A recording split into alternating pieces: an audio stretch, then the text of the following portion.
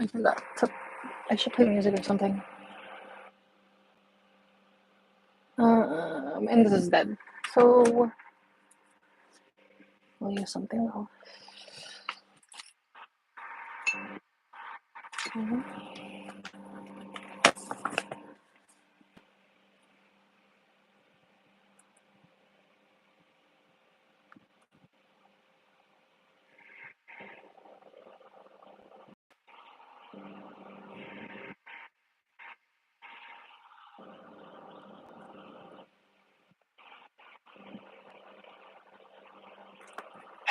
I don't know how I'm going to do this without a ukulele. I'd like to apologize. Yesterday's show, we put in background music. There was an AI thing that we were testing out. You guys universally loved it. Oh. But it adds too much. Stop it. It added too much work behind the scenes. I don't think we'd be able to do that on a regular basis, so we're not going to do either of those things ever again. And of course, that is the only reason, because again, you guys loved it so much. Of course, I'd love to continue my streak of just never making a bad decision. I have to think about what's best for my team. So yeah, let's just do what we fucking do around here. Let's raw dog the news and talk about it. And actually, the first thing we're going to talk about today was one of the most requested stories. It's another YouTuber, Twitch streamer that's out there apologizing. And that's a guy by the name of Aspen Gold. Because you've got tons of people pissed off at this guy, tons of people calling for him to be banned. And that's because during a live stream yesterday, he started talking about Israel and Palestine, and he said about Palestinians, if you want to consider a genocide as a systematic killing of a group of people, they have genocide built into Sharia law right now. So no, I'm not going to cry a fucking river when people who have genocide that's baked into their laws are getting genocided. I don't give a fuck. They're terrible people. These people are not your allies. They are not the same as us. They come from an inferior culture that is horrible. It kills people for their identity, and it is directly antithetical to everything Western values stand for. It is an inferior culture in all ways. So unsurprisingly, you have tons outraged online, people saying he's actively advocating for genocide, tons of people comparing his comments to Nazi rhetoric. Bro, this is straight up one-to-one what Nazis said about Jewish people, what the most right-wing approach to this conversation. This is insane. I don't think he understands how unimaginably this statement is. And this is others respond with things like, you live in the United States, Mark. Genocide is actually baked into the laws of your Hello and welcome to the stream. I just put up a poll.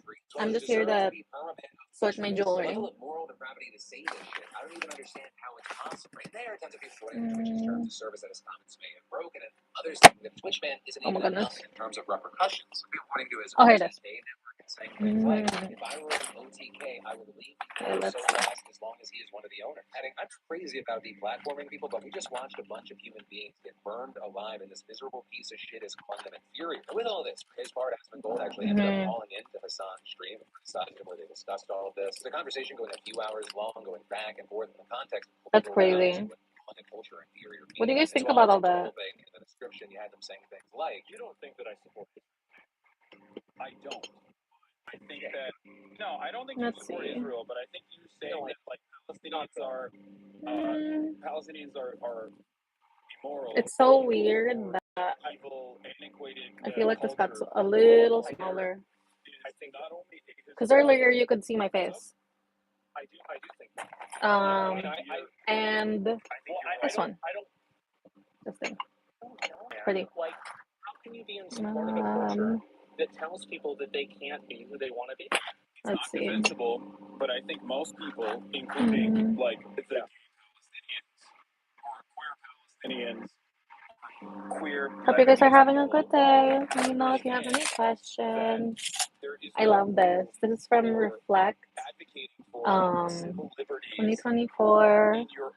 Our gift to you. It was her hair tie. It's beautiful. But when you start talking about the inferior cultures, that sets up the opportunity for historically dehumanization, and also it justifies a lot of the atrocities that those people end up experiencing. But then all of that leading to later that night, Aspen Gold walking back some of his original comments on it, writing, looking back on it, I was way too much of an asshole about the Palestine thing. My bad. Of course, no one deserves to have their life destroyed, even if they do things or have views I find regressive. You guys deserve more than me saying some shit like that. I'll do better. But given the situation, I love this. things went down, This is beautiful. Nobody else has this. To save face and make calls to get banned or removed from OTK. Others saying the most reflection you can do is, quote, I'm bad. There's no sugarcoating this. You wholeheartedly agree with the principles of Nazism. Log off. Also, going back to that note on people calling for him to get banned, actually, as I was reporting today's show, he got banned from Twitch. So notably, one, it was described as a temporary ban. Two, whatever will be. Asmongold has several channels. That's pretty. So as the situation is I don't think I've ever worn this. What are your thoughts with all this? There be specifically about his disgusting comments. I'm trying to look for where I would say if this is real gold or not. Then, shifting gears, we're going to talk about 36-year-old Aaron Spencer of Arkansas. Right? That's because last week at around 1 in the morning on a weekday, he discovered that his 14-year-old daughter wasn't in a room or in the house. So Aaron, of course, he reports her missing to the police. The sheriff's deputies then get dispatched to his home, but before they can even get there, they get another 911 call about a shooting. And it turns out that Spencer found his daughter on his own, and she wasn't alone. Reportedly in a car with 67-year-old Michael Foster, which is a man that the girl had a no contact order against, according to her mother. That order is stemming from an incident back in July when he was arrested for internet stalking of a child and sexual assault, according to the sheriff, who said the man was out on bond. So when Spencer sees his missing teen daughter inside a car with her alleged stalker rapist, this confrontation led to its logical endpoint. Spencer ultimately shooting and killing Foster right there. When the cops showed up to the scene, all they knew was the fact that whether justified or not, one man killed another, and that's homicide. So they arrest Spencer on a preliminary charge of first-degree murder. The next day. Since then, Spencer's wife and the child's mother, Heather, they explained their side of the story in a series of Facebook posts explaining we have no idea this man was in contact with her child again, saying he was looking at the rest of his pathetic life in jail, and our daughter was the only witness. We 100% in the moment thought he had taken her to kill her. And going on to thank community members who shared claims that Foster attacked them as well, and adding, we have gotten a clear picture of a predator who continuously worked children and preyed on young girls. This man was chief of police in Indiana and a resource officer, giving us a better idea of why the Ladue County courts have been protecting him and going after my husband. Wow, what the fuck, bro? And his former jail administrator, they were sued back in August, ignoring female inmates who alleged sexual abuse by jail staff, which is why the sheriff telling KKTV Channel 7. I'm a daddy. In a situation similar to this, I can't tell you I wouldn't act the same way. But now we are the fact finders. We don't file the charges. We supply the information so the prosecutor make a determination whether it was justified or not. So right now, we've got to see if this preliminary charge against Spencer. I hope that man gets out of jail. This thing's going to blow over. Though, if it does go to trial, an attorney told Fox News that Spencer's lawyers do have multiple arguments they could roll out. One, they say he shot Foster in the heat of passion, which would downgrade. Because he stalked his daughter.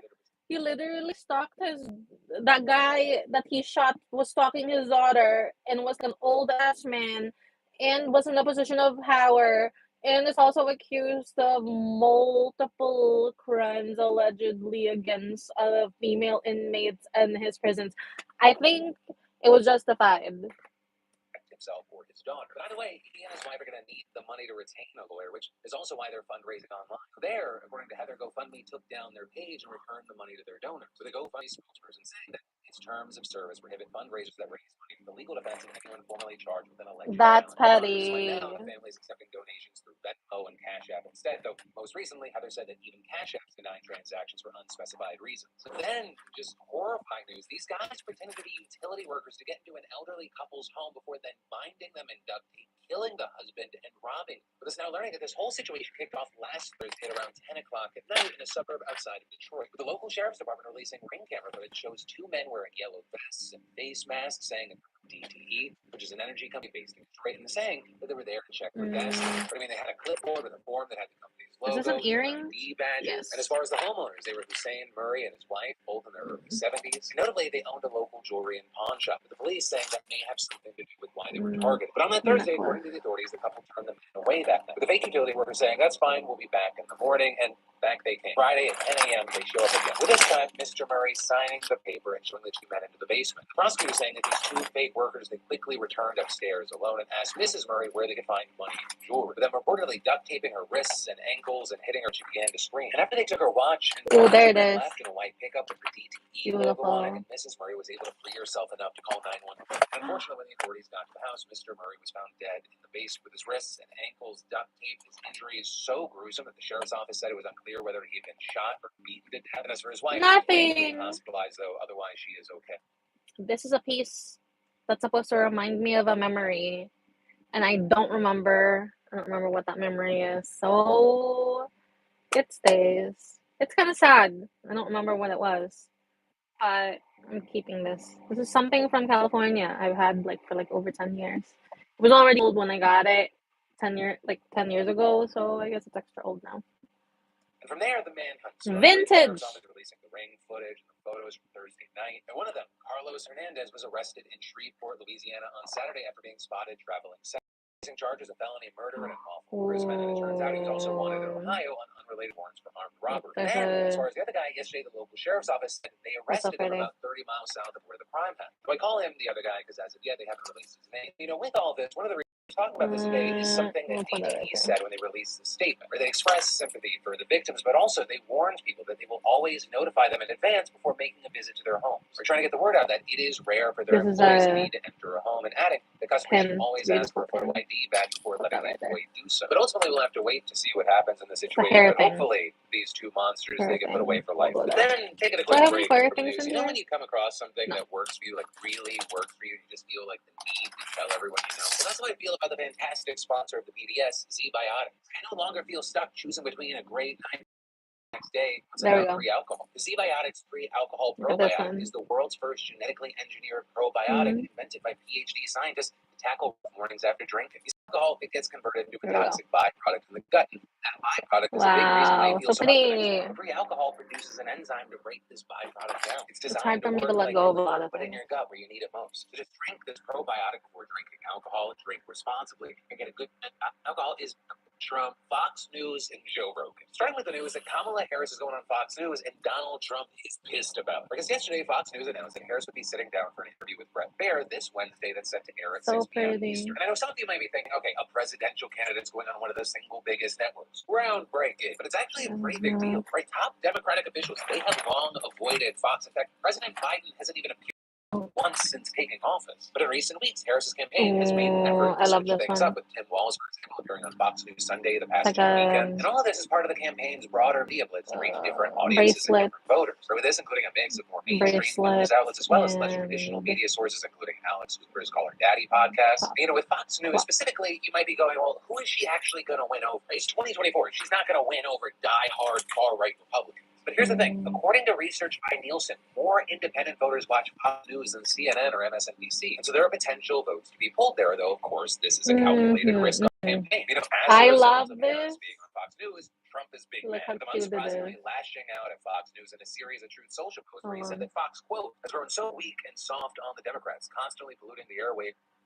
But then possibly some of the biggest international news today has to do with the United States, Gaza, and Israel. And that because the United States is now threatening to cut military aid to Israel if it does not improve the humanitarian situation in Gaza. Because that's what the Biden administration said in a letter to top Israeli officials that was obtained by several different media outlets. And specifically, the letter being written jointly by Secretary of State Antony Blinken and Secretary of Defense Lloyd Austin. And then the two noted the amount of assistance entering Gaza in September was the lowest of any month during the past year, with the men explicitly blaming Israel for the drop in aid, as well as continued starvation and widespread suffering, arguing that Israel's efforts to limit aid have directly increased lawlessness, looting, and accelerated the deterioration of conditions in Gaza, with the men going on to say that Israel has 30 days to reverse the downward humanitarian trajectory, or else it may have implications for future weapons transfers under U.S. law. And there, Blinken and Austin specifically cited a provision of the Foreign Assistance Act that bans the U.S. from providing military aid to any country that, quote, prohibits or otherwise restricts directly or indirectly the transport or delivery of United States humanitarian assistance. With the two top officials also outlining a number of demands that the country must meet if it doesn't want to risk the suspension of security aid. With this, including permanently